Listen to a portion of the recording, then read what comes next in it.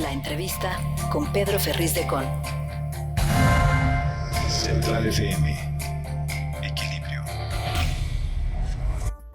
Gracias por estar conmigo, Emilio Álvarez y Casa, senador del Grupo Plural en el Senado de la República. Te saludo, querido amigo. ¿Cómo estás, Emilio? Pedro, muy buenos días. Grande alegría en saludarte y por tu conducto al auditorio de Central. ¿Cómo estás?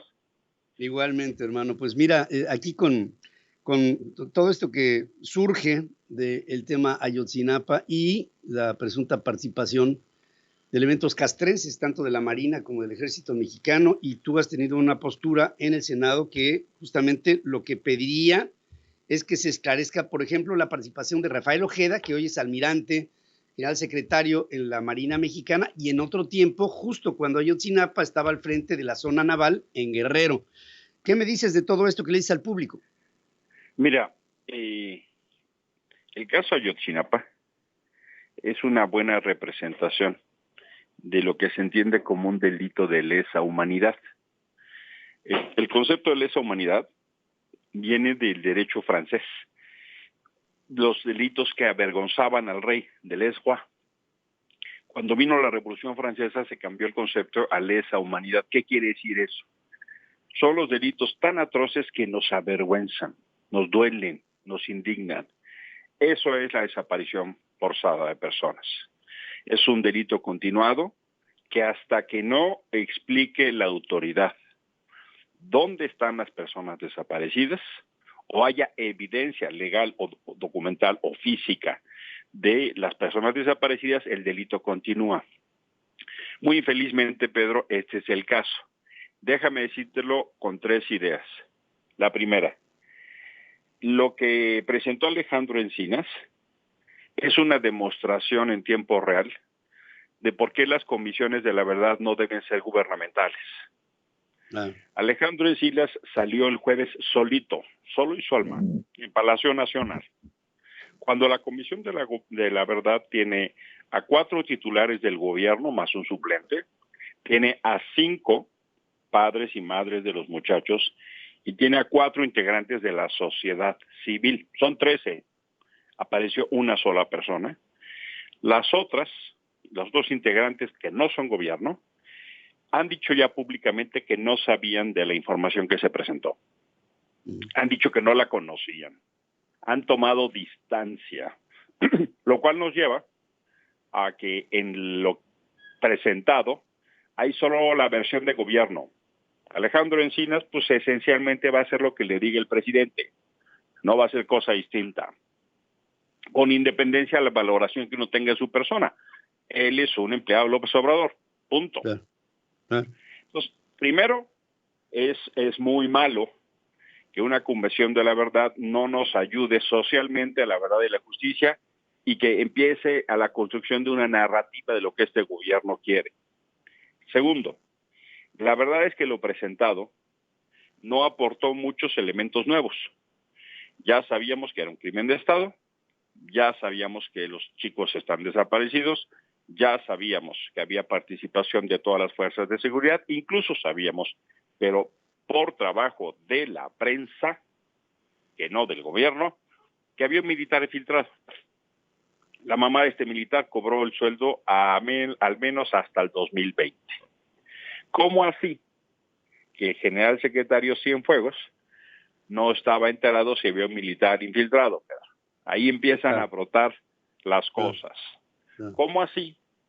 Que el secretario de la Marina, el almirante Ojeda, que era comandante de la zona naval de Acapulco, cuya región incluye Ayotzinapa, no estaba enterado si hubo marinos que colaboraron de cerca con Tomás Herón en lo que se ha presumido como el sembrado de evidencias. ¿Cómo así? Sí. En una institución tan vertical con la Marina, resulta que no saben.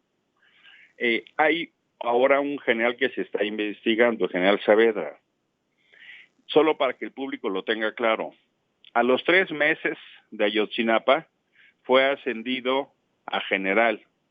A los 11 meses fue ascendido a comandante de Guerrero en materia de seguridad. A los 2 años ya era una de las piezas más importantes del ejército mexicano al ser ascendido a un cargo en materia de control financiero. Y para que no quede duda, cuando llega López Obrador, el general Cienfuegos le hace propuesta de 2 generales para secretarios de la defensa. Uno de ellos, el general Saavedra. ¿Cómo así que Cienfuegos no sabía, cuando en realidad lo que se ve detrás es que parece que lo está premiando? Claro. Tercero, hay 3 preguntas básicas,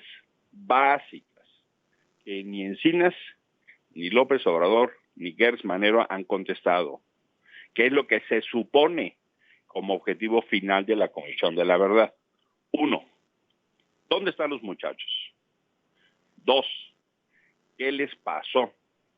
3, ¿quién o quiénes tomaron las decisiones para que eso hubiera sucedido? Como estas preguntas no están respondidas, empiezan con la afirmación de que es un crimen de Estado. Entonces uno se pregunta, si es un crimen de Estado, ¿por qué no siguen las investigaciones en contra de Arely Gómez, que fue la procuradora que sustituyó a Murillo, que de hecho estuvo más tiempo que Murillo en el trabajo de Ayotzinapa? Sí. ¿Por qué no siguen la investigación en contra del encargado de la PGR cuando sale Arely, que se llama Alberto Elías, del Círculo 1 de Peña? ¿Por qué no siguen a las personas que he referido, al secretario Almirante hoy o a Cienfuegos? ¿Por qué nos dicen que Peña no, sin aclararnos por qué? Pero Claro. tanto Encinas como López Obrador se apresuran a decirnos que ellos no, ni siquiera los llaman a declarar, Pedro.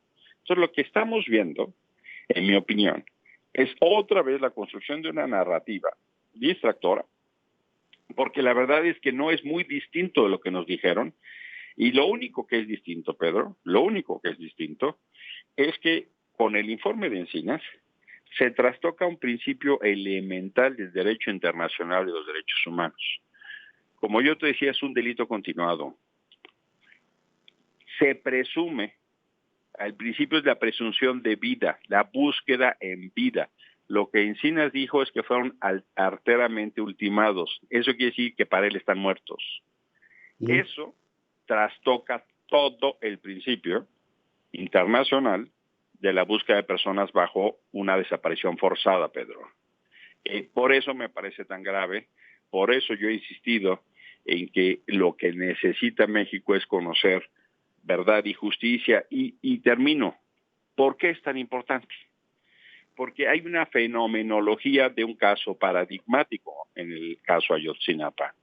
México, Pedro, tiene actualmente casi 104,000 personas desaparecidas. De esas 104,000 personas desaparecidas, 40,000 son en este sexenio. 40,000, Pedro. Va a terminar, fíjate lo que te estoy diciendo. Este sexenio de Andrés Manuel López Obrador va a acabar siendo el sexenio con más personas desaparecidas en la historia. Por eso es tan importante que se resuelva bien Ayotzinapa, porque si el caso paradigmático no se resuelve bien, imagínate si los problemas estructurales que tenemos con miles de familias con un dolor inacabable por estas desapariciones, van a poder encontrar justicia, Pedro. No, es imposible, sí. Eso es imposible y como dices tú, esto se tiene que esclarecer y sobre todo se queda bajo la duda la presunta participación de elementos que desde el punto de vista de la sociedad eran elementos respetables, como es el Ejército Mexicano y la Marina Mexicana como institución, y su presunta participación pues te lleva a que pues, el tema Murillo Karam pues, es el principio de un hilo que tiene muchas bifurcaciones y que espero en el Senado manden llamar, si es que esto apunta a que el secretario de Marina y el exsecretario de la Defensa Nacional pudieran comparecer en una comisión que verdaderamente vaya al fondo de este asunto y no se quede en la superficialidad de la conveniencia política. Mira, infelizmente lo que estamos viendo parece ser un nuevo pacto de impunidad. Sí. Donde el mensaje que nos mandan es que hay un nuevo arca de la alianza, donde hay personajes que se pueden salvar y a los otros no se pueden tocar. ¿A quiénes no se puede tocar? A los cercanos a Peña. Claro. Murillo ¿Y a Peña? Karam no era ni a Peña, claro. Ya, claro. A los que no son de Círculo 1, pues como a Murillo, pues qué pena, ¿no? Es pedacería, ¿no?